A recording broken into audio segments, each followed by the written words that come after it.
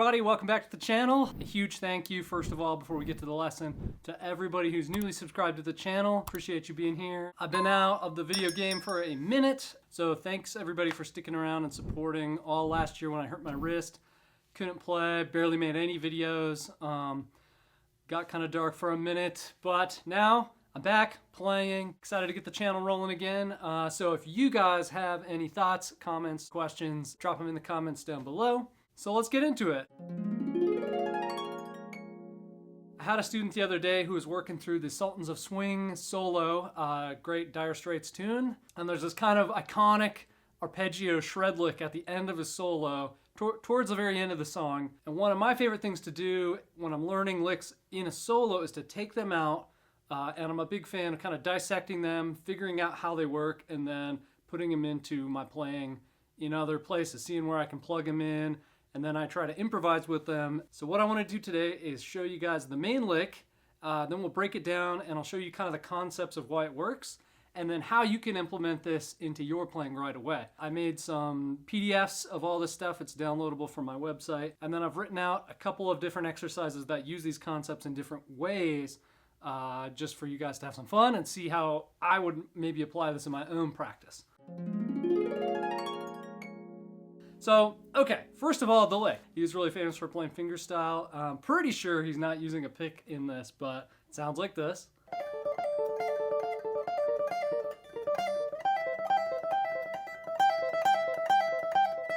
So let's slow it down just for a sec.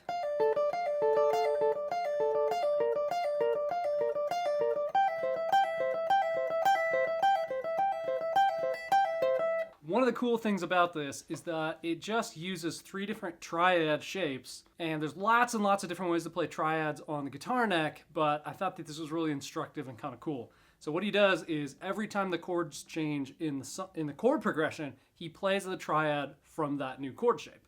So the first one is D minor. The second one is B flat major.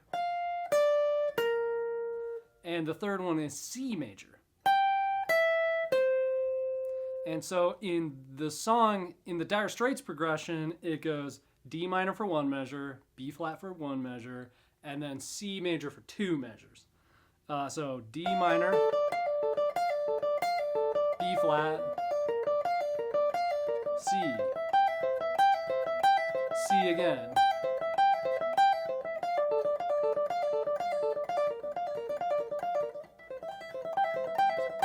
He does a pull off from the first note, and then kind of rolls his finger over to get the 10th fret on the B string, and then that repeats 4 times, and then the same thing with the B flat, pull off,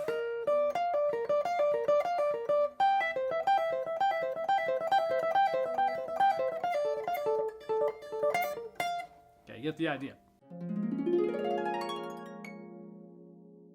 So let's take those shapes and kind of break them down, and I'll show you guys how you can use them in other spots. So the first one is a minor triad based on the D. The root note is here on the 10th fret of the high string, so that's a D. And if we go 3 frets up and we play the note with our pinky, that's the minor third, and then this note on the 2nd string is the 5th of the chord. So we've got root, flat third, and 5th right there. So that shape makes a minor triad, okay? If we wanted to play D major, we could just raise this pinky note higher 1 fret to, in this case, the 14th fret, and that would be a D major chord. So we've got a D minor shape and a D major shape, possible just by moving that note 1 fret higher. So in the next chord, on the B flat, we've got this shape. It's these same 2 first notes, and then this middle finger on the 11th fret, that note right there, that note, the middle finger note, is the root note of this next shape. So this is a major chord shape. We've got root note on the 2nd string, 11th fret, that's our root. First, this note now is the 3rd, major 3rd of the triad, and this pinky note is the 5th. So we've got 1, 1, 3, 5.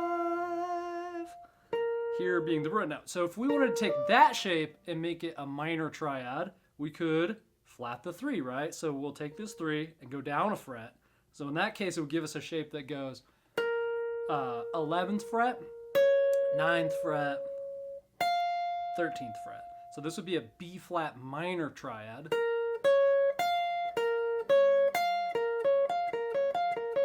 And then if we moved our first finger back up, that's our major chord, right?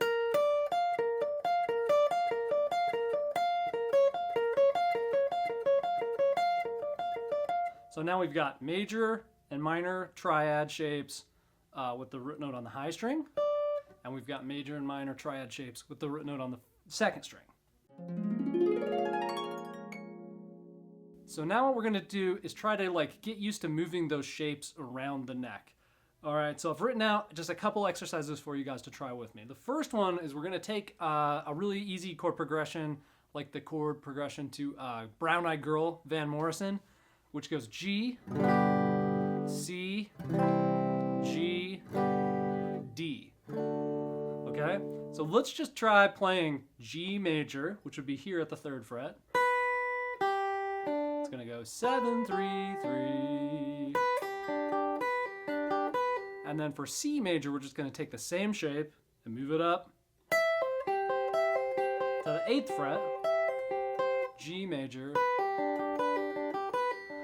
And then for D major, we're gonna go all the way to the 10th fret, which is where the D is. So the whole progression is gonna go G, C, G.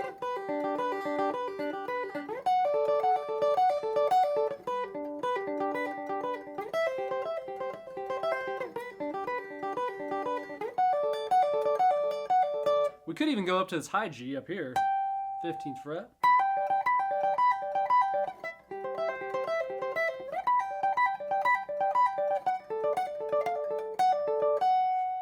Next step is to try doing that with just the minor chords, okay? So let's do a progression that goes G minor, C minor, G minor, D minor.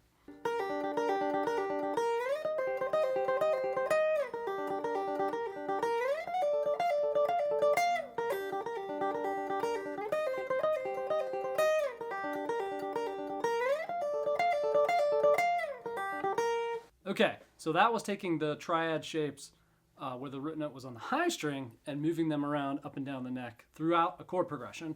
So now let's take our other triad shape where the root note's on the 2nd string and try to play it through the same progression. So for the G, if you're keeping track, it's 8th fret on the B string. That's our G, and our triad shape went like this. Okay, so if we went through the same chord progression, it would go G, C would be here, G, and D would be up here at the 15.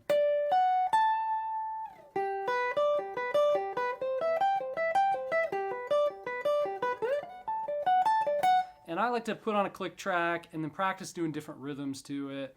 So in the exercise I wrote out, it looks something like this.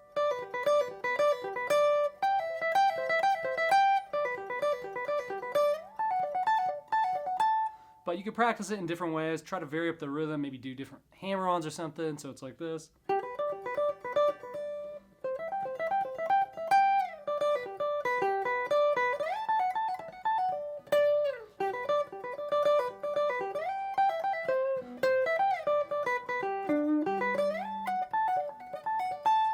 So that's a little bit closer to how you might actually use this in a real solo. All right, so the next most important thing is to try mixing the shapes back and forth. And what this allows you to do is stay at the same position without shifting all the way up and down the neck.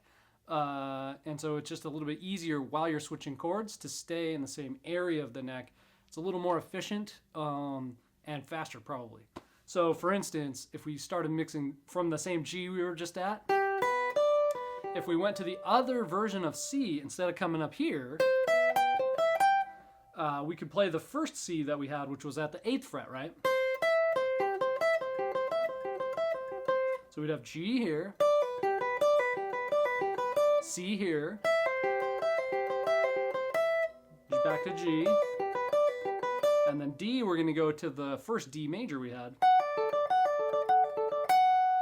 So playing all the way through that might sound like this.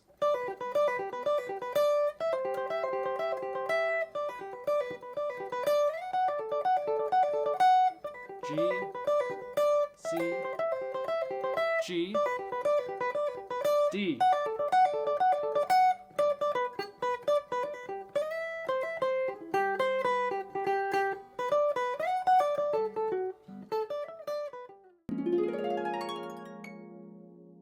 Now, one of the other cool things about these shapes is that the major chord triad, so for instance, this B flat major,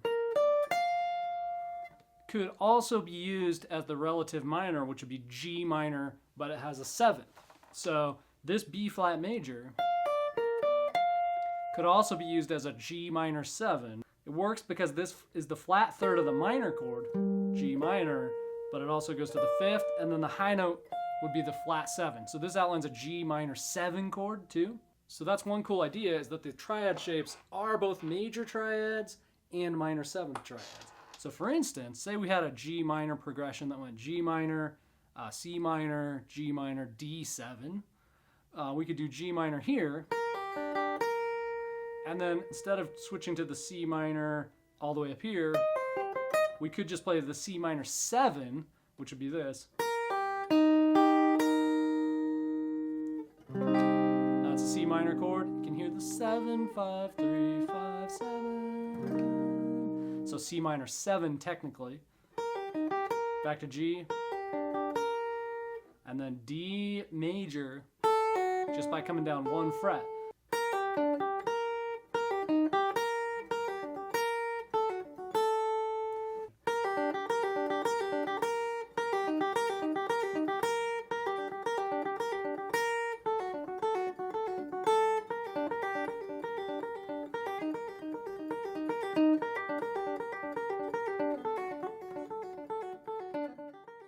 So even though I'm not playing the chords, I'm not even using a backing track, you can still in your mind hear this progression.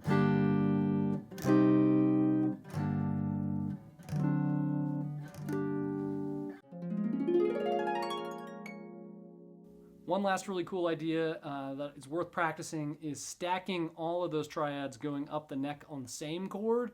You can get some really cool, flashy trick kind of ideas that are pretty easy from this. So for instance, let's take all the G minor ones we just learned. So we took this G,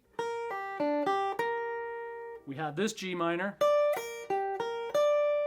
we had this G minor 7, and then we're back to the original G up an octave higher, and we could keep on going depending what kind of guitar you have. So check this out.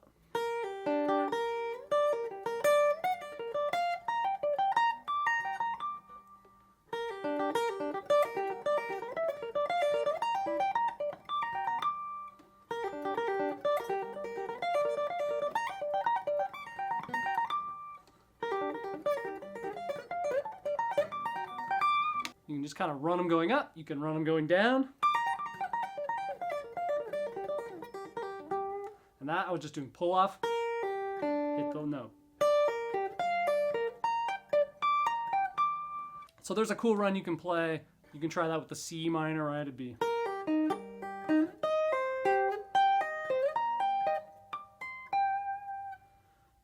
D major.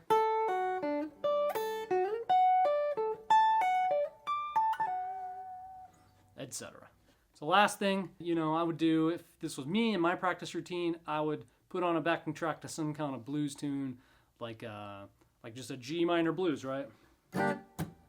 Actually, let me pull one up.